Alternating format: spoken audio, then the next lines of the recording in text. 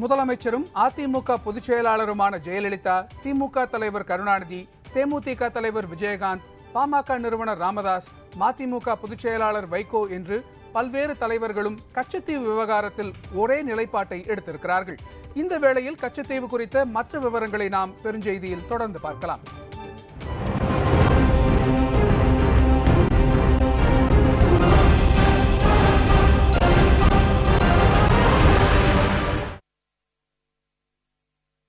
ஆயிரத்து 1974 ஆண்டு ஒப்பந்தத்திற்கு பிறகு 2 ஆண்டுகள் கழித்து இந்தியா இலங்கைக்கு இடையில் மீண்டும் ஒரு ஒப்பந்தம் கையெழுத்தானது.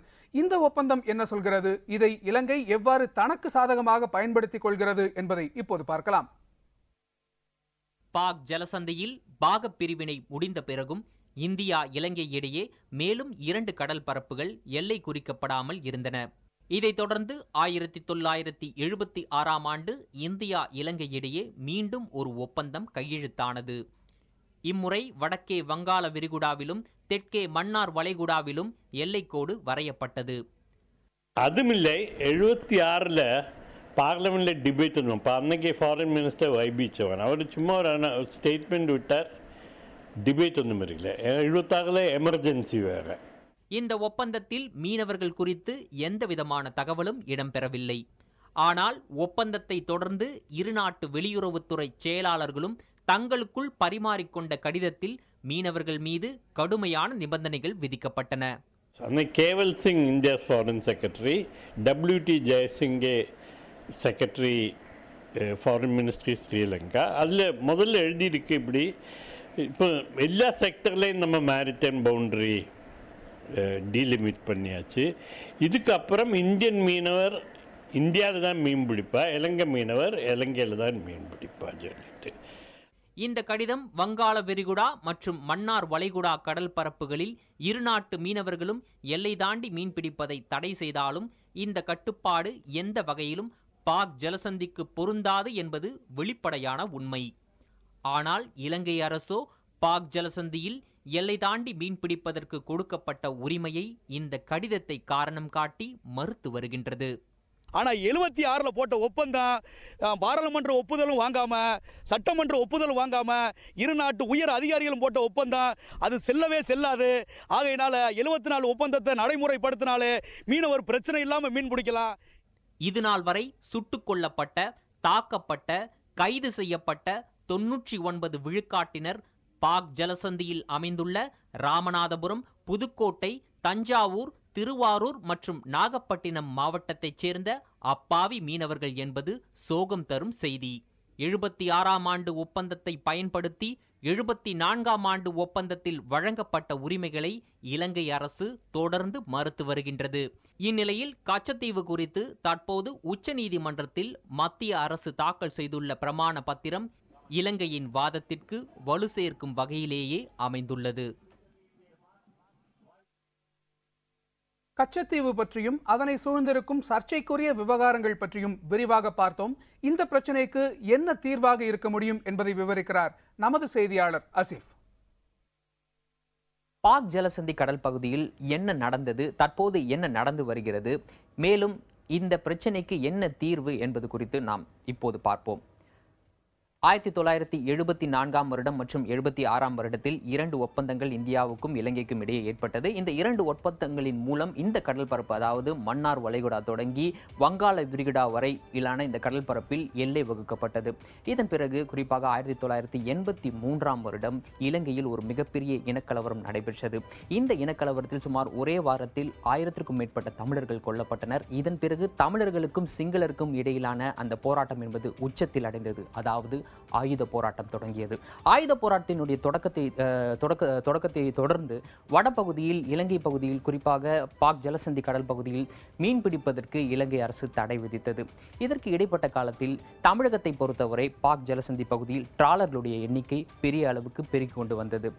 1970களின் தொடக்கம் வரையில் டிராலர்கள் என்றால் என்ன என்பது இந்த கடல் பகுதியில் மீன்பிடித்துக் கொண்டிருந்த தமிழர்களுக்கு தெரியாது. ஆனால் அதன் பிறகு அரசினுடைய அந்த கொள்கை, அதாவது ஏற்றுமதியை அதிகரிப்பது தொடர்பாக அரசு ஒரு கொள்கை வகுத்தது. அதன் அடிப்படையில் டிராலர்கள் வாங்க இந்த பகுதி கடல் பகுதி மீனவர்கள் ஊக்குவிக்கப்பட்டனர். இதன் அடிப்படையில் இந்த பகுதியில் டிராலர் பெருகியது. டிராலர்களுடைய பெருக்கம், அதைத் தொடர்ந்து இலங்கையின் மறுகரையில் விதிக்கப்பட்ட தடை, இதன் காரணமாக இந்த பகுதியில் இருந்த மீனவர்கள் இந்த பாக் ஜலசந்தி பகுதியில் மீன் பிடிப்பதற்கு தள்ளப்பட்டனர் என்றே நாம் கூறலாம். இந்த சூழ்நிலையில் 2009ஆம் ஆண்டு இலங்கையில் போர் முடிவடைந்தது. போர் முடிவடைந்ததை தொடர்ந்து பாக் ஜலசந்தி பகுதியில் மீன் பிடிப்பதற்கு விதிக்கப்பட்டிருந்த தடையை இலங்கை விலக்கிக் கொண்டது. அதன் பிறகு இந்த பகுதியில் மீனவர்கள் மீன் பிடிப்பதற்கு வந்தனர்.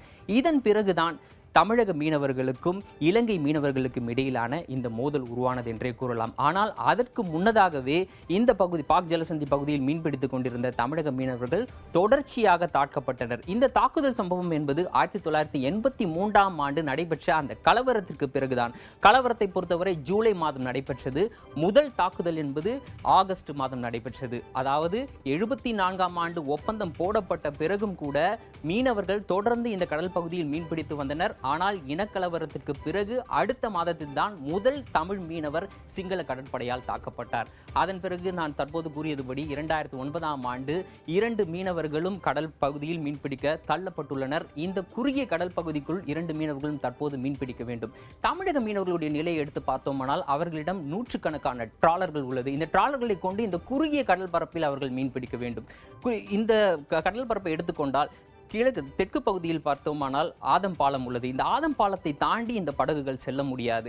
அதே போல் வடக்கு பகுதியில் வங்காள விரிகுடாவை நோக்கி செல்ல வேண்டும் என்றால் அதற்கான உபகரணம் அவர்களிடம் இல்லை, அதற்கான அந்த தொழில்நுட்பம் அவர்களிடம் இல்லை. அதாவது ஆழ்கடல் மீன்பிடிப்பு என்பது இந்த பகுதி மீனவர்களுக்கு புதிதான ஒன்று, அதற்கு பழக்கப்பட்டவர்கள் அல்ல. இந்த சூழ்நிலையில் தான் இந்த மீனவர்கள் சில விஷயங்களை கூறுகின்றனர்.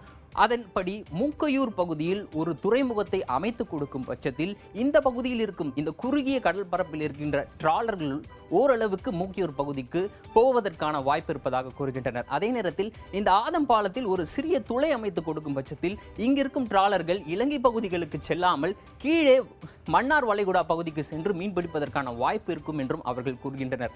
அதே போல் ஆழ்கடல் மீன்பிடிப்பு தொடர்பாக அந்த தொழில்நுட்பத்தையும் அதற்கான ஊக்கத்தொகையும் அதற்கான பயிற்சியையும் அரசு வழங்கும் பட்சத்தில் அவர்களால் ஆழ்கடலுக்கு சென்று மீன்பிடிப்பதற்கான வாய்ப்பு இருக்கும் என்று அவர்கள் கூறுகின்றனர். ஆகவே தற்போது மீனவர்களுடைய கோரிக்கை என்பது, ஒட்டுமொத்த கோரிக்கை என்பது இந்த 3 முக்கிய கோரிக்கைகளாக உள்ளது. ஆனால் அதை தாண்டி மீனவர்களுடைய உடனடி கோரிக்கை என்பது இரு நாட்டு மீனவர்களும் இந்த கடல் பரப்பில் குறுகிய காலத்தில் மீன் பிடிப்பதற்கான ஒரு ஒப்பந்தம் ஏற்பட வேண்டும். இந்த ஒப்பந்தத்திற்கு இரு நாட்டு அரசும் உதவ வேண்டும். அதற்கான பேச்சுவார்த்தையை உடனடியாக தொடங்குவதற்கான முயற்சியில் இரு அரசும் ஈடுபட வேண்டும். அதைத் தொடர்ந்து நடைபெறும் பேச்சுவார்த்தையில் இந்த குறுகிய கடல் பரப்பில் இரு நாட்டு மீனவர்களும் ஒரு ஒப்பந்தத்தின் அடிப்படையில் மீன் பிடிப்பதற்கான வாய்ப்பை ஏற்படுத்தி தர வேண்டும் என்பதே மீனவர்களுடைய உடனடி கோரிக்கையாக உள்ளது. கச்சத்தீவு குறித்த பல்வேறு விஷயங்களையும் விரிவாக பார்த்தோம். 32 ஆண்டு காலமாக தொடர்ந்து வரும் இந்த கச்சத்தீவு பிரச்சனை தற்போது முக்கியமான ஒரு கட்டத்தை எட்டியிருக்கிறது. சர்ச்சையை ஏற்படுத்தியிருக்கும் மத்திய அரசின் பிரமாண பத்திரம் தொடர்பாக 3 வார காலத்தில் முதலமைச்சர் ஜெயலலிதா தமது பதில் மனுவை தாக்கல் செய்ய இருக்கிறார். இதே விவகாரத்தில் திமுக தலைவர் கருணாநிதி தாக்கல் செய்திருக்கும் வழக்கில் மத்திய அரசு என்ன நிலையை எடுக்கப் போகிறது என்பதும் இன்னும் சில நாட்களில் தெளிவாகும். முக்கியமான மேலும் ஒரு பெருஞ்செய்தியோடு நாளை மீண்டும் சந்திக்கலாம்.